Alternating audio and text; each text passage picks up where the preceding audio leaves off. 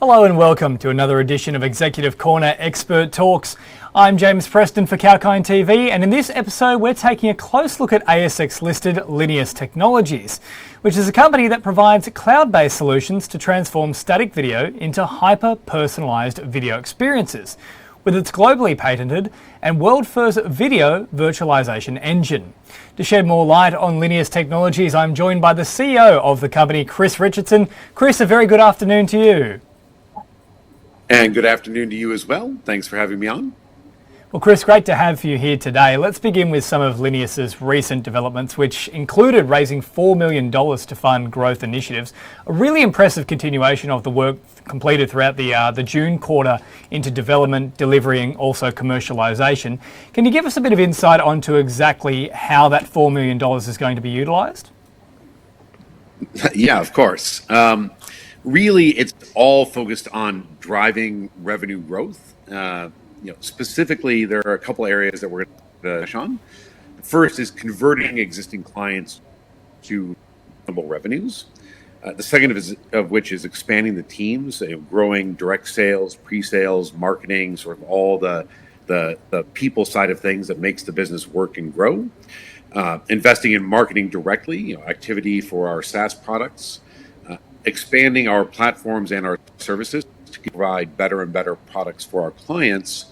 And last but not least, better integrations, strengthening our integrations with our partners such as AWS, Zoom, Microsoft, and so on.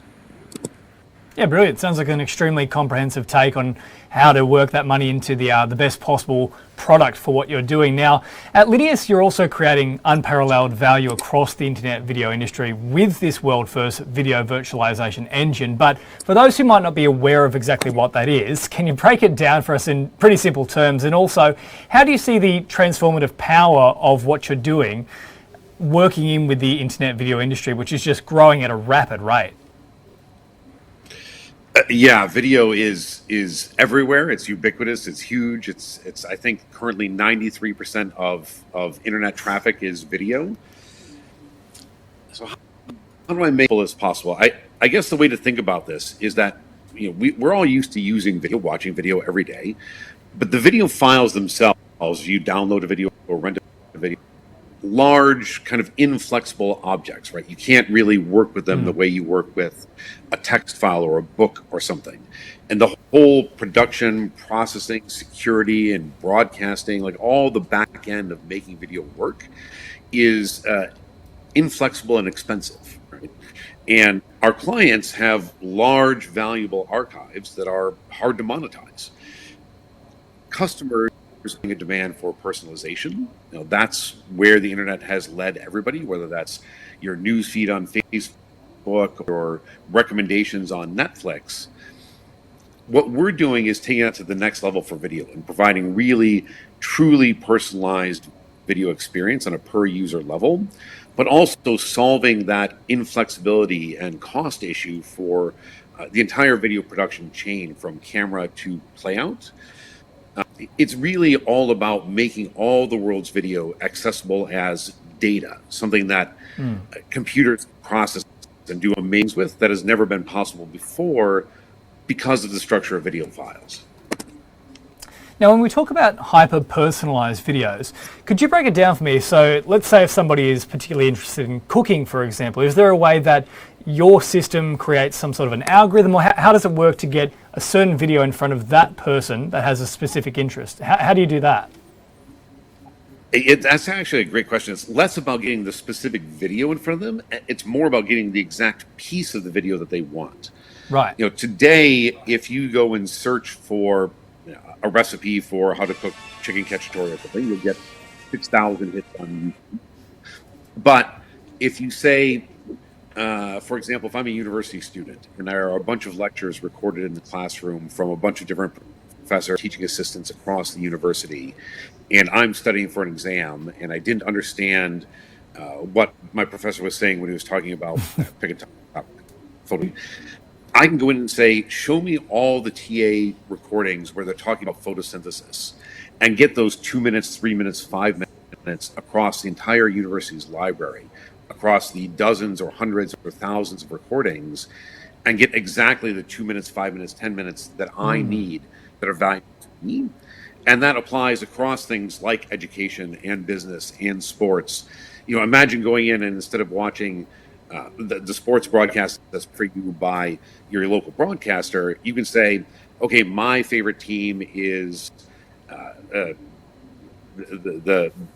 pick a team, Essendon.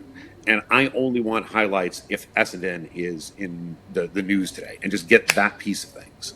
That's what we mean by personalization.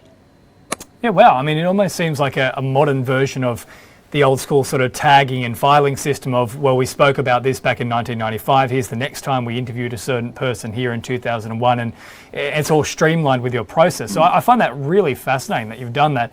Now, as part of what you're doing as well with Lineus, I mean, the company's near-term strategy of providing that personalised TV solutions remains unchanged.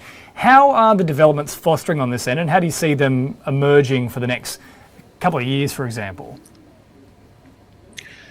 So at this point, we're pretty confident that we've validated our technology across our core markets of sports and business, the enterprise space. On the enterprise side, on the education side, we've just signed a 3-year agreement with Newcastle. We have a really great consultant who's come on board, Kerry Campbell, who's continuing to provide excellent introductions for us to the Australian system. And we're working on growing that sales team to expand and continue the outreach in education. On the sports side, the Wolverhampton Wanderers, which is an English Premier League club, they've recently tested and launched a new solution using our technology with a partner. And that's actually significant because our key to growth is being able to work with partners and get to all the world's video globally. We've hired a head of revenue officer in the UK, and we're going to continue to roll out these proven solutions and launch new products in the sports space, like our upcoming FX project, to make it easier and easier for clients to go live quickly. And of course, the existing clients are going well and continuing to expand their business. Racing.com, they were really our first sports launch, and they've done really, really well, had a bunch of great results. And in fact, Amazon, the AWS team, is working on an independent case study just around that solution for Racing.com, which we expect to come out pretty soon now. And the NBL, they've sort of been in a soft launch for this basketball season, but we expect them to have a hard launch coming out in October where they're really going to start to push things and market things. And we expect that will continue to drive growth in the sports space and in basketball specifically around the world. And then on the enterprise side, it's really about those partners. It's focusing on how do we grow and how do we integrate with AWS, with Zoom, with Microsoft, with Cisco, and pushing all of those partnership relationships forward. Well, Chris, there's probably no better person to ask this, but what do you think could be the next revolution in the online video industry?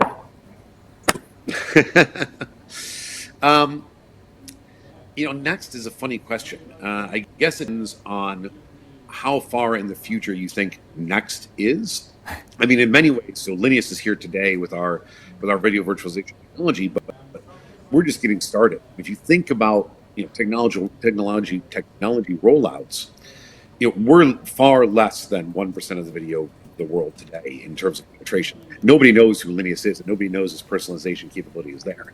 So in many ways, I think what we're doing is really the next thing still. It's still coming to the entire world. But if you're really talking about sort of R&D and what goes next, I think there's a lot of opportunity in terms of D transformation, and we're actually working on some R&D projects in terms of what we can do potentially with integration with blockchain to lead to a much more powerful video tool for the creators out there, for the streamers, the indie movie producers, even studios. So I think there's a lot to come in the world of video. It's a huge amount of traffic today, but in many ways we're just getting started. Well, Chris, just as we wrap up, I mean, you made mention there of blockchain, for example. Obviously, now with a lot of decentralized finance applications and platforms, we're looking at essentially Web3, where there's this sense of democratization back of the internet. So realistically, people having more control over it, potentially moving away from the likes of Facebook and Google and Twitter and these big monolithic platforms. Is there an opportunity for you to leverage that kind of development that's occurring? I definitely think so. We actually created a subsidiary company called BVS Video Services in the U.S. That's really working on the R&D surrounding this. And ultimately, I believe where we're going to get is launching a DAO, a distributed autonomous organization, to let creators really take control of their assets. And that means take control in terms of ownership and monetization. If I don't want to be tied to the advertising revenue that YouTube shares with me, and I want to be able to go out and monetize however I want. I want to charge subscriptions. I want to charge rental fees. I want to do a promotion campaign where if my subscribers share my video and other people watch it, they get a 3% commission.